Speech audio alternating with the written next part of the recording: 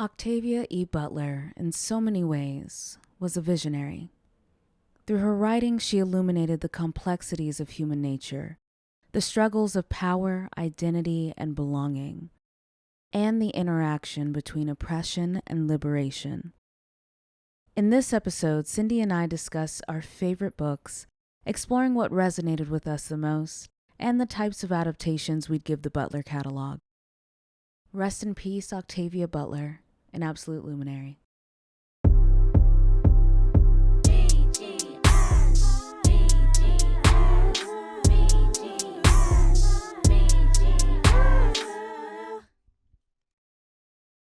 Hi, Chanel. Hello, Cindy. How are you today? Yeah. Okay. You have those days where you just... Yeah. Mm-hmm. Anyway, I have a very important question for you. Yes, what's your This question? is if you get this question wrong, it's a question that has a right answer. Okay. I think lightning's gonna strike you. Oh yeah, and God's you're gonna smite me. Yes. So the question that I have for you is, if you could meet with one dead author. Why are you laughing? I haven't even finished my question. Because you've asked me this question before and you made it way more specific. I don't think I can lose this time. Yep. I'm trying to keep you alive, right? If you get it wrong, God's gonna smite you, so I'm ensuring that you get it right. I need a podcast host, right? So if you can meet with one dead author, what is you? And you only have the time to ask them one question. Dang, one question. Who is it? Who are you gonna meet, and what is the question that you're going to ask?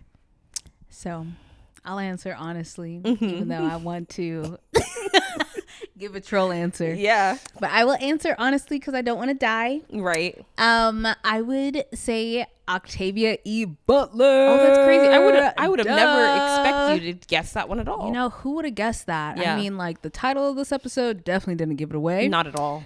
The question that I would ask. Yes. You only get one question, so you got to make it good. So, this is rough because I have to ask one question. Only one question. And that means it has to be like a non-yes or no. Well, it could be a it's yes or no. Any but a question yes or no would be boring. Right? It's any question. Like any question. Any information that you want to get from Octavia And E. they'll Butler. answer. Yes. And they'll answer. Okay. I think the question would be, what happens? And then insert every single book series that she wrote and did not finish. And all inclusive. All inclusive. And I'd be like, go ahead and write me 350 page book describing what happens in detail in each series cliff notes. Okay. So I'm going to ask you a follow-up question then, because you did an all-inclusive, right? It's kind of like the Genie 3 Wishes. You unlock the cheat code because I didn't make any specifications. What would be the one book of the books that she hasn't completed that you would want her to start with first? Like what series? Yeah. I think it would have to be Fledgling. I agree with you 100%. Because Fledgling, we talked about this in our well-read episode last season, but that book was so good. It was, and really I think good. that was one of the books that she wrote last before she died. Okay. And so it's like you could tell because that book's so good, and if you read some of her earlier work, it's still good. Right. But there's Fledgling, crack in that book. Right. Fledgling was my first Octavia Butler book. Drama. You started off high. Well, I mean, and you've seen, so what we have for our listeners is we track our books with Storygraph. And Storygraph, it's kind of like Goodreads, but I personally think Storygraph is better. It's Black owned. Black woman owned. Black woman owned. And it gives you the opportunity to, it comes with a list. Every single time you have a book, it comes with a list of questions. You can go through and kind of click what like the genre was, the pacing, was it very like character driven, whatever. It's more in depth. And then what I really like that it has that Goodreads doesn't have is it allows you to do like half stars. Yeah, and quarter stars and too. Quarter stars. So Goodreads, I think, only allows you to round up to a whole. So if I give a book a 2.5, is it supposed to be a 2? Is it supposed to be a 3? You can't really specify, but in Storygraph you can. But what I wanted to say was the Octavia Butler book Fledgling was my first Octavia Butler book, and I gave it a 5 star. 5 stars. Was my first, and it's currently my only 5-star book that I've read since I started doing the book club with you and Maddie. And we've been doing that now for over a year, I think, at this point. and I think at least in this year I've read 20 some books. 5 stars. Yeah, that's the only No one. complaints. No complaints. Just that there's not more of it. Right? So I agree with you. I think that would be the book that I would ask.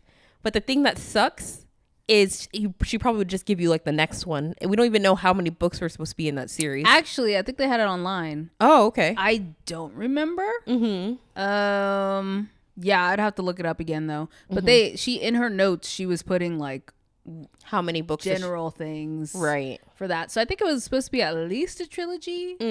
But sometimes her series go longer, like at least planned out go longer than a trilogy. Yeah, so. because the only complete series that she has is and correct me if I'm wrong, it's the Xenogenesis series. That's her only complete series. I think so.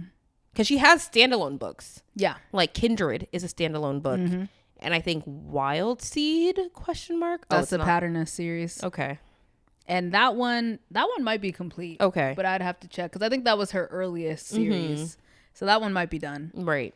But yeah, she has a lot of books. She has a lot of books. And they're all good. I think I'm really glad that Octavia Butler was a book that I read with y'all first in the book club series, because it really it brought back my loving of reading books. Yep. I think it was such a great book to start. It had twists and turns. It was great character development. I felt like I could see everything that she was saying, and then it left you on a cliffhanger that made you feel like there was going to be more. And I think that's what led us to do research, and we found out that it's supposed to be more. But she died. Yeah. And on that point, I feel like when we were younger, at least for me, English class and K through 12 was not my vibe. No. Not my vibe at all. I was not into a majority of the books that we read in school. Yeah. Cliff Notes was my best friend. Right. Spark Notes, all that. And so if we were reading something like an Octavia E. Butler in school, I think a lot more people would be interested. Like, why aren't we reading like groundbreaking novels? I think, but yeah, not just written by white men. Right. And I think that was the point that I was going to make. I think it would get more people of color and specifically black people more into books, because Octavia Butler, her main characters are all black. And the struggles that she discusses are all black struggles over black people in a lot of books, classic books, like let's just say Huckleberry Finn. It's always you got one good black person. Yeah. And they're shucking and jiving. And they're shucking and driving. Survive. Right. And they're always friends with the white protagonist. And it's a white boy. Right. The white savior. His way. Yeah. The white savior complex. Right. Yeah. And that's all a black person can be seen as. And I know there's other classics. I've read other classics that set in a different area and they have different main characters. But I don't think I ever really read a book in school that made me feel like, okay, I could be like the hero. Yeah. Or I could be the one who's solving the problem. Like, I'm the one that's intelligent, right? Yeah, that's a fact. And then I think also sometimes there's stories like that. Like, for example, I know I didn't read this in school, but like I think it might have been like the more advanced English classes, the AP ones or whatever. They read The Bluest Eye by Toni Morrison. Yeah. I haven't read that book, but I know the premise is about like racism and, it's about a young black girl. And like a lot of the stories I feel like they choose to highlight from the black community are good stories, but sometimes they lean towards like, oh, this is very depressing. And we're tackling like a very intense subject instead of just let's go on an adventure and have black people just be the main characters. Yes. And I feel like Octavia Butler has a lot of that to offer. Yes. Where you're black and that's vital to the story because you're black, but it's not, okay, now let's do torture porn or, right. We're going to make that the whole reason for this book. I feel like she still discusses aspects of trauma, but she does it tastefully. Yeah. And I feel like you're going to understand when I say this. It's like subtle, but in your face. It's subtle, but in your face. Right? Like even with fledgling, because we brought that up, we can use that as an example. It's talking about like pedophilia and like how people relate to children and how, you know, like sexuality and those things, which are very dark and weird themes. But you're having a good time reading that book. It's so weird. It's weird. It's weird, but it's so good. Right? I don't understand.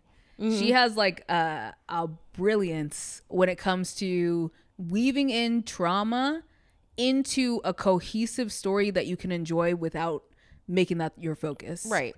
I thought the point that you were going to make with fledgling was going to be touching on the racist aspect, right? Yeah, there is a racist aspect. Where in it the whole concept of fledgling is about a black vampire, right? And it begs the question, like, why has there been no black representation?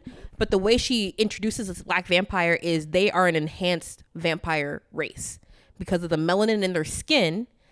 Because we know black people, if you have more pigmentation, more melanin, it's harder for you to like get affected by the rays. You can still have issues, but just the amount of melanin that you have in your skin, the science of it, she incorporated that into the creation of a black vampire and saying that, oh, because of the melanin in her skin, she is capable of being awake and walking around in the sun. Yeah. Rather it being debilitating, it's more of an irritant.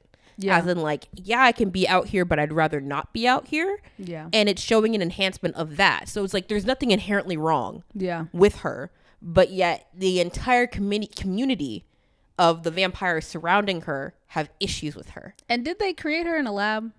Or am I misremembering? So I thought she was like created, like genetically I think altered. She was genetically altered. Yeah. But like they found like black women and they had like they used some chemistry. Of their, it was, I don't even know. I don't remember. It's been a while, but yeah. She was genetically modified. I love me some sci-fi. She was still born, so I'm assuming it could be something along the lines. You know, what's it called when someone has a baby? IVF. IVF. Yeah, it was like that type thing, and they genetically modified the baby. So, but yeah, I would love to see more of those in school. Well, we're not in school, so we won't reap the benefits, but now we can make up for lost time as well as we can in our little book club. Yes. Well, so you stated that the series that you would want her to finish is the fledgling series. I want all of them. If you want all of them, but you said the number one priority is fledgling. Yes. If I had the opportunity to meet Octavia Butler, even though the series is complete, I have so many questions with respect to the Xenogenesis series, because I think it was a 3-book series. It was Dawn, Adulthood Rights, and Imago. And the trend of Octavia Butler, and now that I'm thinking about to say this, I'm thinking about fledgling again, is she will write and create a world and she'll have like a primary character. And then when you move on to the second book, that primary character the main character from the first book is still there, but it's told from a different perspective. So with the Octavia Butler series of Xenogenesis, right, with that series, you start with Lilith, I think that's her name, in the first book. And it kind of talks about how, in essence, aliens have colonized the Earth. And Earth was decaying. Supposedly these aliens came to help the human race. And they are trying to create a new race of humanoid aliens, right? And Lilith is the first human that they woke up, and pretty much they're saying, we want you to be the leader of all humans and help us create this new race. So it kind of goes through her struggle, but then in the second book, it's from the point of view of her son or one of her children, one of the many children that she has over the span of who knows how many years that she's alive. So you follow this child's story, and it brings in new problems, new problems, new solutions, whatever. You have the end of the book. And then the third series is again another one of Lilith's children, brother of the person from the second book. And again, more information. For me, though, I have questions from the second book that I feel like haven't been answered. You know? Yeah. She's done. She supposedly has written an entire series, but there could be so much more that can be said and written throughout these books. Because these stories aren't done. Yeah. The universe exists. And I think that's what I like about her. She's really great. She does a really great job. world building, just in general. Yep. Like, you know that there's so many other moving parts that are happening past the words that you read on the page. Yep. And you just want to know and you want to see them. Tell me. And she's just like, no, it's okay. You Yeah, don't it's like done. That's not what I really want to tell you. This is what I want to tell Yeah. you. And this is what you're going to get from it. And this is how things are going to work. And even though you never thought that this was a problem or this was a possibility, I'm going to introduce this to you as a problem and a possibility to make you think about it even more. Yes. And you know, let me tell you some fun facts, because every once in a while I get really upset that there's not a second one of Fledgling. Yes. Or even the one that you just recently read, the Parable of the Sower. The Parable. Oh, yeah. Parable of the first Sower. Of the Parable series. Yes. And so I was reading up on it because I'm like, okay, this woman was not able to finish her legacy that I was supposed to be able to read. It was taken from me. Yep. So I always, every once in a while, I look it up, do research, and then I get angry and then I forget about it. But when I was looking up the last time, I was looking up the Parable series because I thought it was weird that the first one you follow, what's her name, Lauren? You follow Lauren, go through her story. Okay, cool. Then in the next book, you end up following her daughter. And so I was like, okay, that's only 2 books though. Right. Parable of the Sower, Parable of the Talents. Did she have more books? Guess how many books it was supposed to be in that series? Well, I already know the answer. 6. 6 books. 6 books. Yes. Are you joking? And we only have 2. We only have 2. And that makes me want to scream. Yeah. And then when I was looking that up, I found out that she wrote the Fledglings book because she needed to take a break from the Parable series because she got overwhelmed. So she started writing the Fledgling series for fun. She's crazy. She's and I say this in the most respected way possible. She's insane. She's insane. And let's stay on this, the unhingedness of Octavia Butler, because how do you think of these things? Let's just run through all the titles we've read and just give the unhingedness, just like the general premise, right? Okay. So for Fledgling, we've already talked about this. Yes. We were freaking out because one, okay, black vampire, and then the vampire looks like a child. Yes. But they're not really a child. Yes. And they're banging people. Yes. Because that's how vampirism works. Yes. Whatever it's called. It works like that. Yes. You guys just lay up in bed together. It's a concept of pleasure that I think has been danced around when it comes to vampires. Yeah. That it's a pleasurable experience for both parties. Yes. Because this is not the first time I've seen that when it comes to vampires. Yep. So she just ties into that even more. But she also ties into the idea that vampires live forever, but vampires don't look old. Yeah. From always, right? It's typically, the idea is whenever you get bitten is when, and like you turn into a vampire, that's the age you stay forever. But she's like, no, vampires can be born. Yeah. So that means they grow. Just age slowly. Yeah, they just compared to age, human. Right? They just age really, really, really, really slowly. So by the time they reach like elderly age, they could have been alive for hundreds of years. Yes. And then on top of that, the fact that when you have the human interacting with the vampire, it's not only like sexual, but it's kind of like a drug. And then you become like addicted to that person to the point where they couldn't be separated, right? Or am I misremembering?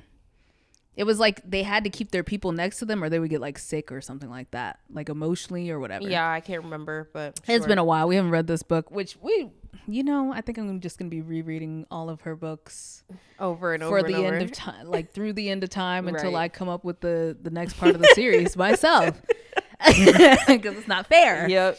But yeah, so it was something like that. It's akin to having like a drug, and the humans are the addict kind of type thing. And then it's kind of like once the vampire chooses you, you got to be in their thing, or Is it it's like a coven type vibe. So weird. Who thinks of that? Yes. Like we already know what vampires are, but who thinks of that? Yes. And you just chose that and we're running with it. And like she created a whole vampire law system, whatever. Yes. So that was already unhinged. We were like, what's going on? And then when we go to the Parable of the Sower, we can talk about that one next. This one, grounded in reality. Yes. We're in normal, like, to reality. Right. The book starts in the year of 2024. 2024. I think it starts in like June Of something like that. 2024, and it goes, I think, through 2027. Yes. That's like now. Yes. And it's basically about the rise of fascism. And then I think the things that stuck with me that were also unhinged were the fact of like the main character, Lauren, she was like, we need to be prepared. We need to be prepared. We need to be prepared. Why are we doing this? Like, why don't we set this up so that just in case we'll be prepared? And then her family was like, no, we're good.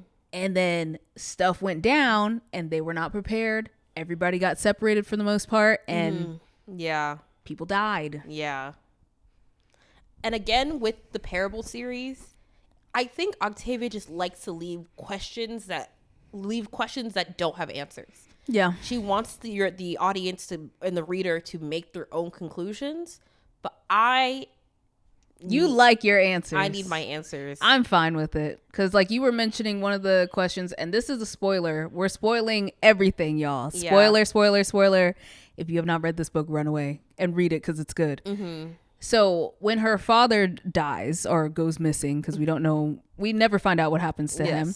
I was like, this totally makes sense. Because if you are in a situation where you have a fascist government and it's everybody for themselves, of course you're not going to know. If somebody dies, you're not going to know what happened to them. Yeah. My dad just never came home. Like that's reality. And so I was like, the second I was like, he's gone forever.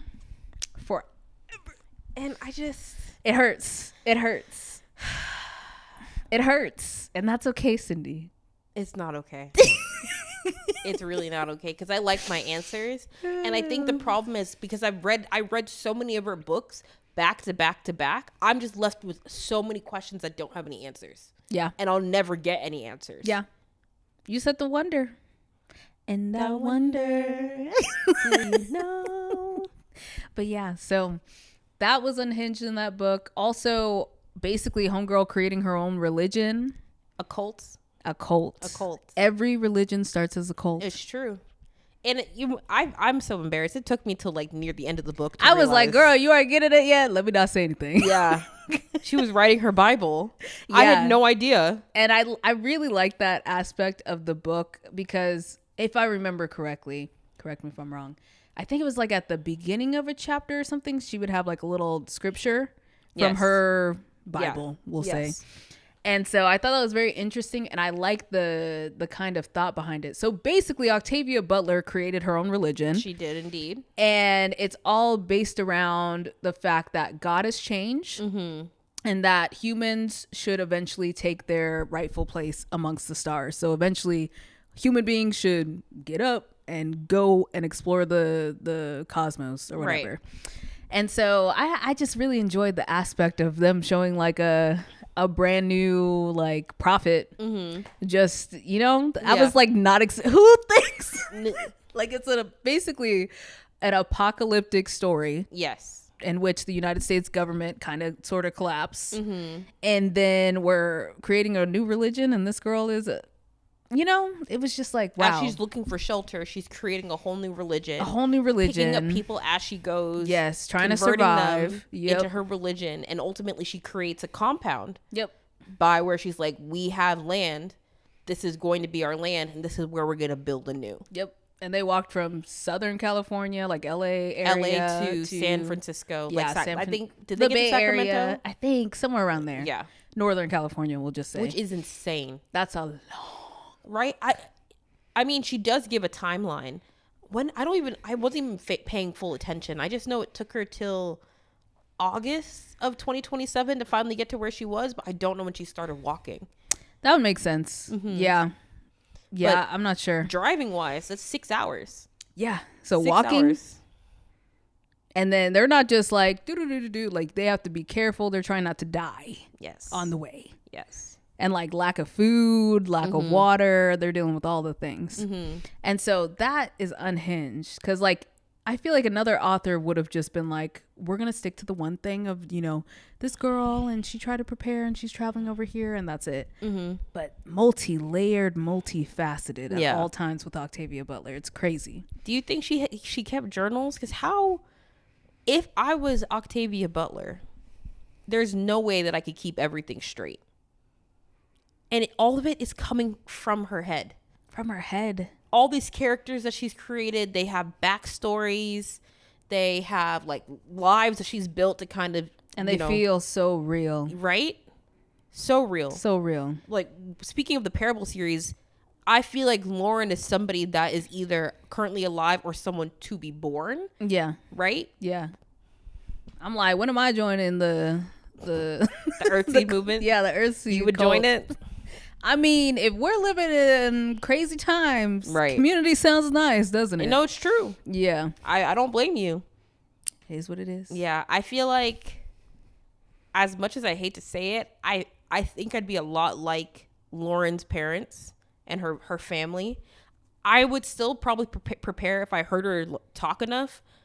I would probably prepare, but I'd be passively preparing because I would just always assume that the worst is not going to happen. Yeah. And if the worst does happen, I would take my semi-preparation and then hopefully that does me something and then kick myself for not thinking about it more. Yeah. I feel like in my family, I'm the Lauren. Yes. I'm like, hey, even before the election, like months ago, I was like, Mom, we need to have like food preparedness, water preparedness, just in case anything happens. And she's like, yeah, well, talk to your dad about it. I'm like, hey, I looked up these things. Let's buy these specific things right now. I don't know. Let's talk to your dad. And I'm like, I'm Lauren. I can't do this. I'm going to lose my mind. Yeah. So now I've just been buying the crap. But whew. I actually have a question for you with relation to the Octavia Butler series. Yes. I've only read the books that we talked about, so you can tell me in the other books that you read. Why do you think she always picks young narrators? Because think about it, right? Lilith, even though she had been asleep, she technically woke up 25, 26, right? Then her kids, we don't really know the ages, but at least in the second book, her son grew and they were like, you look like you're 25. Yeah. Right? And then I'm assuming the third book, also younger, because they were prepubescent, technically. Right? And then Lauren, I think when we started, she was 15. And by the end of it, she was 18. I think so. And then, of course, with Fledgling, even though she was technically the oldest of the group, she was a young vampire and she looked like a child. What do you think? I'm sure there is, but what message do you think Lauren, Octavia is trying to make with the use of young narrators? That's a good question. You see, and the thing that immediately came to my mind when you were setting up this question is the fact that Octavia Butler didn't live to an old age. Ooh, that's drama. Yikes. That's drama. I think she made it to like 50 something. Like 55. Yeah. Yeah. So with that being said, I think she might be more familiar. Like, for example, us, if we were to write a novel or something like that, we would have more perspective for someone younger than writing someone our own age. Like, we could do it, but I feel like even today, like we've had conversations about like how young and dumb we were when we were younger. Yeah. And like once you're older than a certain age, you have more knowledge about being young. That makes sense. Yes. So I'm assuming it's something like that vibe, or it might just be a case of, I don't know, more exciting things happen when you're young or something, or and another part is that she kind of sets up like whole worlds. So maybe she wants to start with the characters younger so that they grow up type thing. Well, she passes down generations. So. Yeah. I wouldn't say that she wants to have them grow up because the perspective changes to a younger narrator. Exactly, yeah. They're always there in the background, but their story becomes less important. No, I wouldn't say less important. Yeah. But it doesn't. It's background. It's the background as things move on. Yep. So at that point, I'm just like, I think she's purposely choosing young narrators. You see, I will say though, for a series that I started, which was the Patternist series, you have not read. I have. No. Oh, that's the Wild the Parable Seed is series the first one. Yeah. So Wild Seed was the first one, and that one, it's a little bit trickier because it takes place in the past when American chattel slavery was still a thing. Okay. So I don't know what time period, like 1600s, 1700s, around there. I'm not I don't great think in America history. was an actual country before in the book. So somewhere around there, let's say. And so the main character is a woman who is old. Oh. But it's kind of like the vampire thing where she has a certain power to where she doesn't appear old, but she's lived a long time. So, Yeah. that's one. Mm-hmm. And that one I feel like is a lot more supernatural, I guess you would say. Sci-fi, supernatural. Yeah. But yeah, so she has at least one series that features, and I haven't read the second one, so I don't know if it's the same character or not. Yeah. So who knows? But yeah, I think that's something to where she can do it, but maybe she just got comfortable after that and didn't want to, because I think that was her first series. I'm also very interested to know when these series were published and like the time period and then the amount of time between them. Yeah, because the fact that you said that she wrote fledgling within the Parable series, I felt like those books were the most relatable to our time now. But I think she wrote them a while ago. yeah, Right? yeah. Like, I don't know why in my mind I'm thinking 06. Is 2006? Does that sound right? I don't know. It might have been earlier. Okay. I wasn't sure if it was earlier or later. But yeah, the ones that are the most recent, I feel like have a similar vibe. And then I don't know where the Xenogenesis series fits with respect to like how many years between. Yeah. But maybe again, just the era that she was in, Parable series and the fledgling series were hitting on topics that she felt were more pertinent to her at that time. They kind of tied and they felt more relatable because they are also later in her writing career. Yeah. I also wonder if, because sometimes I'll read authors, and I feel like this is extremely common for like romance authors, where they choose a formula, they choose like a type of character, type of relationship that they want to show. And it's like, once you read the first book, you have read the second book, and you have read the third. You know what I mean? Like, it's the same thing each time. Yeah. So that might be an example of Octavia kind of falling into that, like, I'm comfortable writing this, and this is what I want to write. So I'm going to continue to write young characters in sci-fi situations type thing. Yeah. But then still kind of take a different twist to them, because each series, it's different. How it's do you so vastly come up different. with this crap? How do you come up with this I crap? don't even know.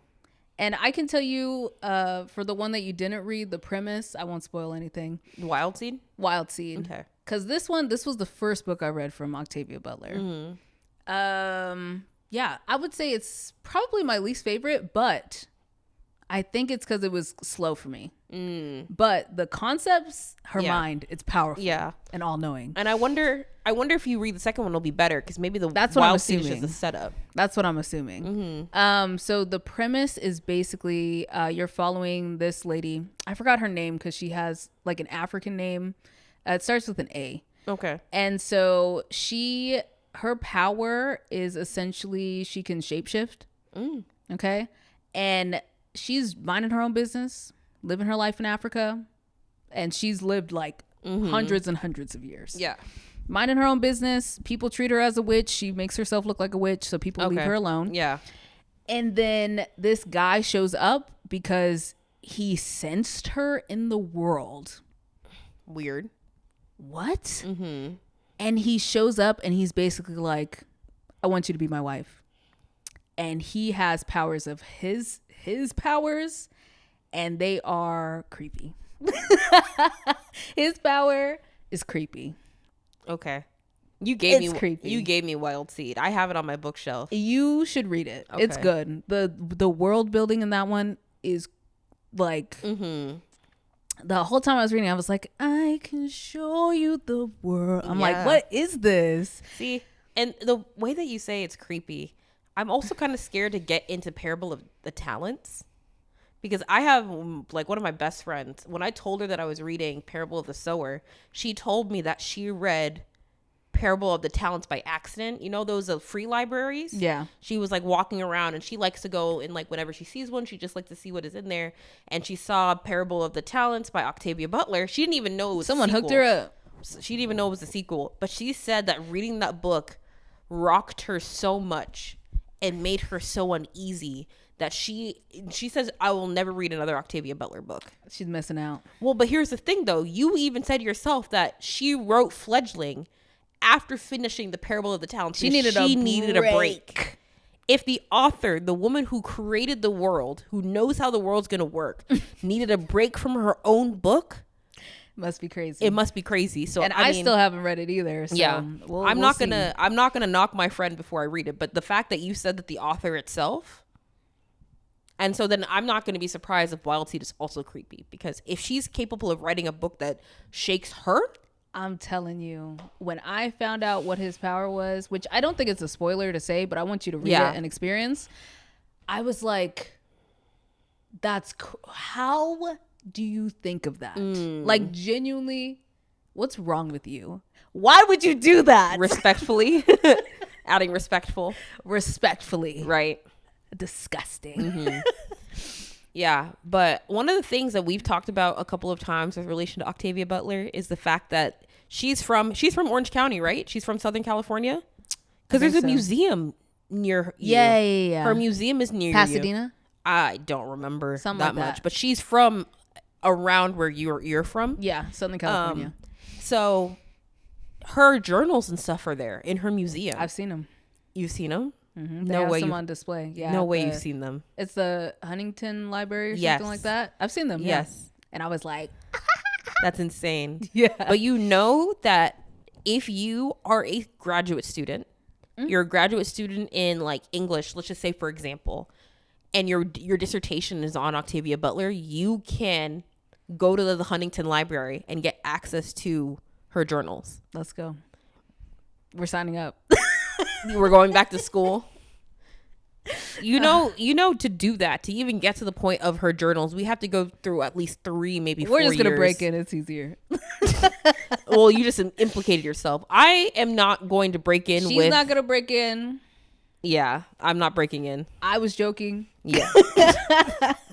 But yeah, I am very, very much envious of people who have the opportunity to read those journals. Mm-hmm. And I think one day I might just do a deep dive to see what faculty work with, like, have done like work with her, and see what I can find, because you know, I'm sure people have been out there who have read the stuff and based on the journals have been able to piece together a little bit more than what we know with respect to the books that are to come. Yeah, because I know in her journals, based off what I was reading online, she's definitely talked about Fledgling.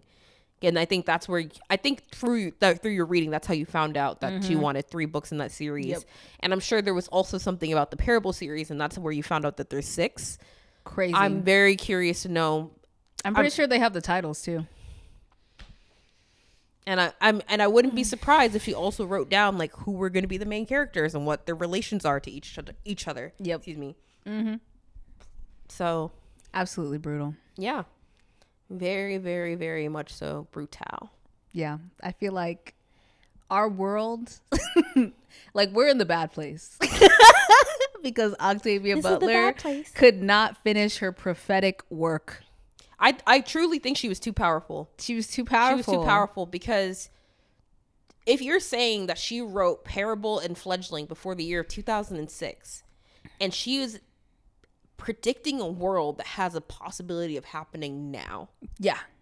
Like, that's... Do you know we have 30 minutes?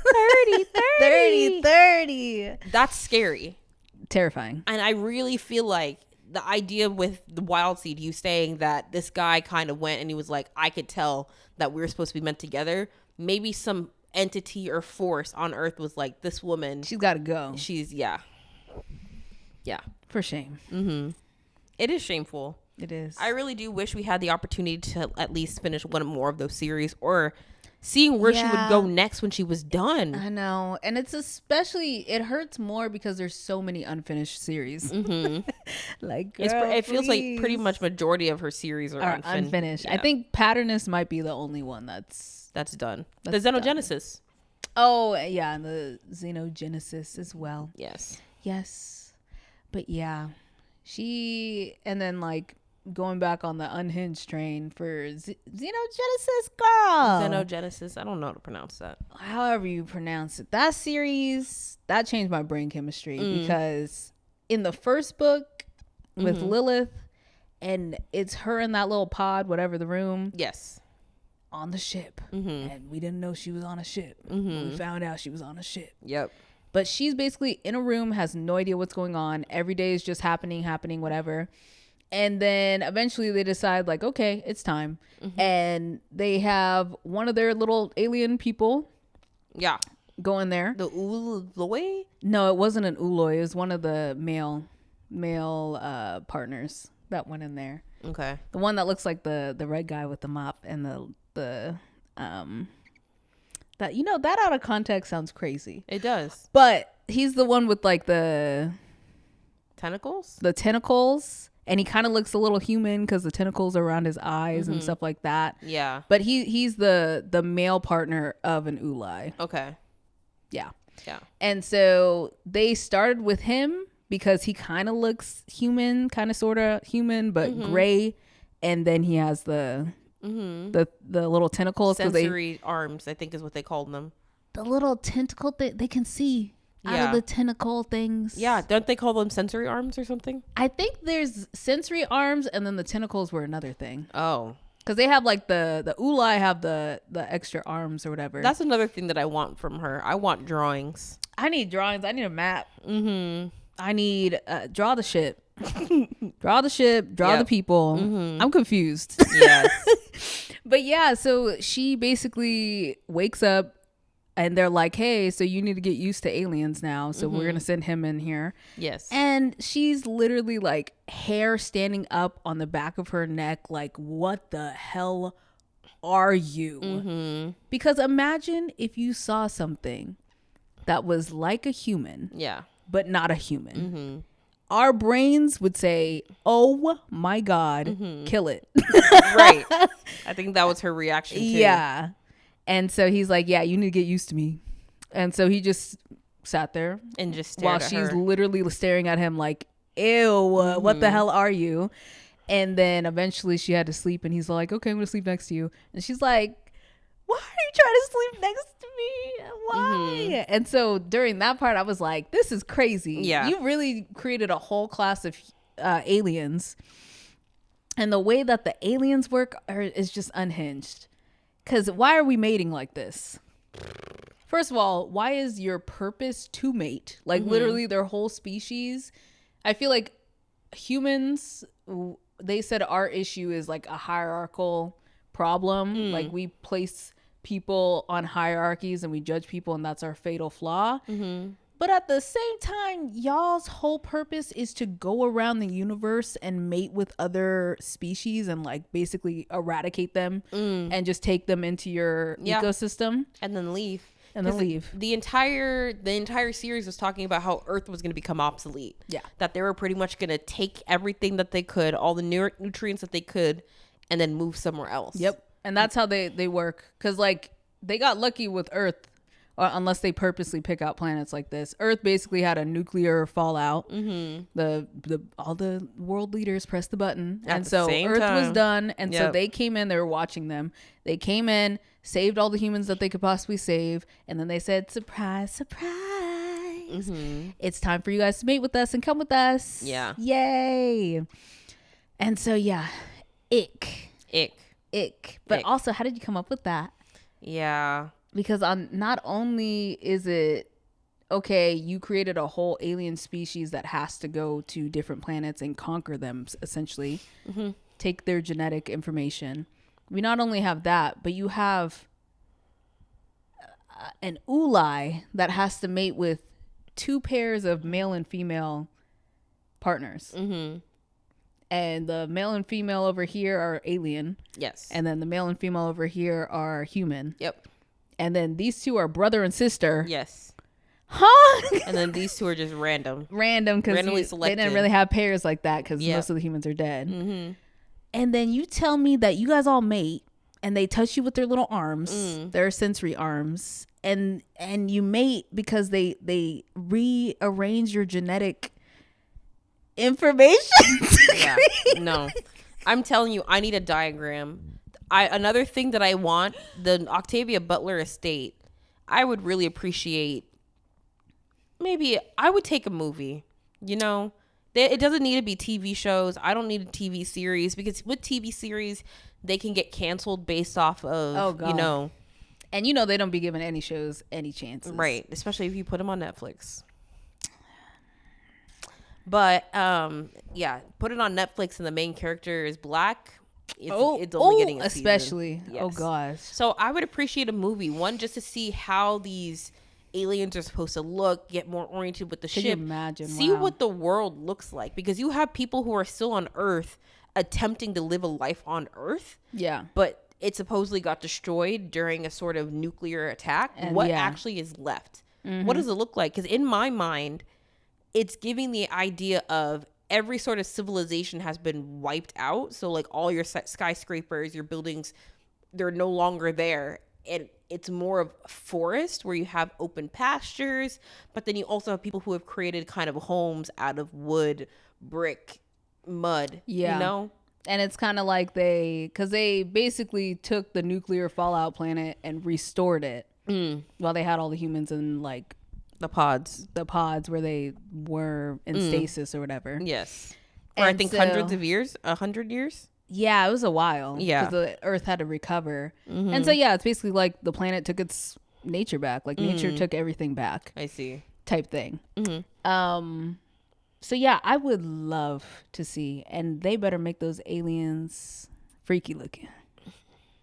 Tentacles that move. Yes. And look at you like my brain hurts. Would you think then CGI, because you know CGI can be hit or miss. Yeah, I'm more of a fan of practical effects, but I don't know how you can get them to move. Yeah.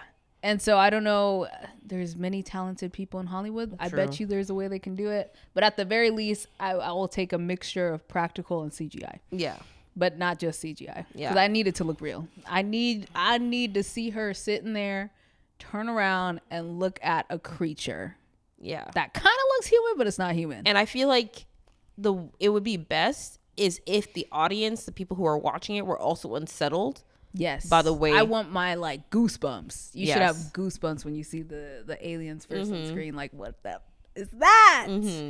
Yes. And then I want to see the mating. No, I don't need to see I need to see it. I don't need to see it. Because the way that they described it, it was like they took their sensory arm, connected it to the back of your neck. Yes. And then you were kind of just like, because they would like be able to stimulate pleasure for you. Yeah. While they're going in your DNA and changing crap. And grabbing things. And the DNA part was so interesting because they would like stop cancer from happening and like reverse, disformities. Yes. Or if you had, let's just say like, because cancer I think is genetic. Yeah. If they found it where it's like your mom had breast cancer and you didn't get breast cancer, but they saw that gene, they would just eradicate it to ensure that the children that you have would not have it. So we're making the perfect specimen. And yeah, that's so crazy. And I want to see the hybrid children. I'm very intrigued to see what the hybrid children look like. Because they're supposed to look normal, but not. Yeah. Ooh, there's so much there. I could see 3 movies. In general? For that series. Oh, yeah. But again, I would like to, in the best way that they can, I would like only one. Oh, 1 movie for the whole thing? For only because. That's gonna be too much. It's too much. It's too much. Just take on as much as you can, right? It would just have to be the first book. Which I think I'd be okay with. It's just because it's, at least I'm thinking from the perspective of the industry, not what I would like. Oh, you're saying just to get it. Yeah. I think they would probably, I understand what you're saying. It would be a thing where we're like, okay, we're going to try for a trilogy. Yes. But let's put a standalone film first. See how that goes. And then we'll get in the next film. But wishful thinking, we can dream. I want a trilogy I want a TV show. Yeah. If this was an ideal world, I think a TV show would be better, only because I selfishly want to see what's happening in the background. Because if it was just a movie, it would be solely focused on whoever the main character was in that and there book. was a lot. Yes. A lot going on. In every single book. Because could you imagine? Because they kind of skipped the part where Lilith has to first, like, settle the humans. You remember when she was thrown into the pod and she's like, okay, wake up. Yes. 100 humans or whatever. And they kind of skipped a portion of that. I could see that being like a few episodes where she's like, please, guys. Yes. Please listen to me. Right? Like, work with me. And another thing as well, with relation to the mating, we know that Lilith gets pregnant by the end of the first book. But by the time we get to the second book, she's had multiple kids. Yeah, and we're already, the kids are... Like, I think there was one birth, but we never really see what birth is like and what they do for birthing. Yep. Like, that I feel like is very important when you're coming from the perspective of we're trying to create a whole new civilization of hybrids. You kind of go very much in depth into how the mating system works and what the boxes you need to check to make it work. But what happens when, like, how do you have children? Yeah. All 5 of you, how do you have children? They're like, yeah, these are my parents, but this is my mom. Yeah. And then yeah. Ooh, and then me and my sibling, we're gonna partner with another mate, and then we're all gonna be mates. Yeah. Disgusting. You know, it is what it is, I guess. But yeah, insane in the membrane. I have the song in my head, but I'm not gonna sing it. Oh, you know how many songs can we sing in one podcast? Oh, I feel like we've already done 3. We've already done 3. Winston, is there anything you'd like to add? He's always at book clubs. Yeah.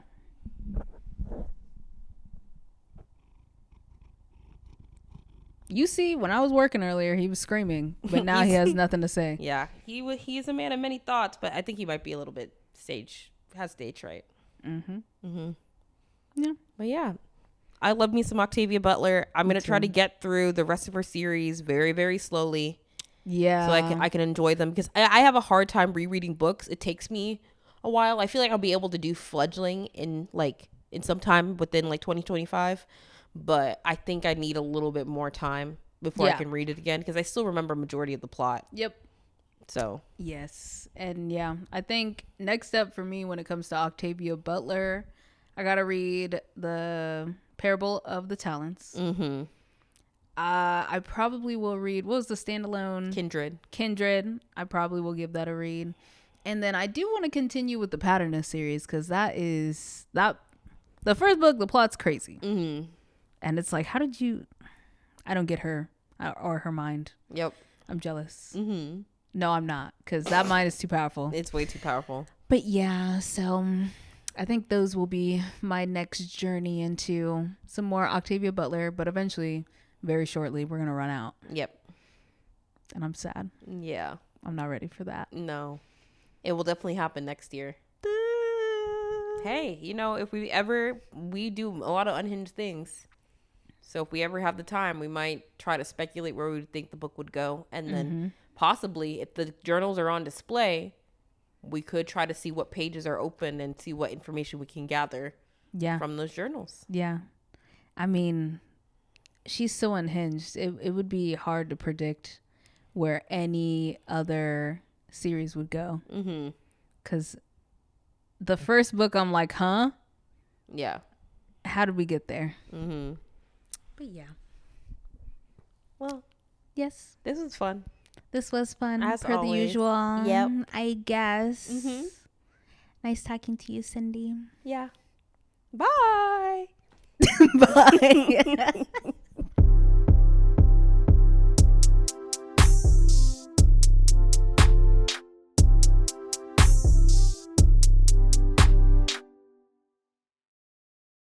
Is someone knocking on my door? Hello? Open the door. Open the door. I'm filming a podcast right now. Goodbye. Bye. You want to say hi to the podcast? No, thank you. Okay, bye.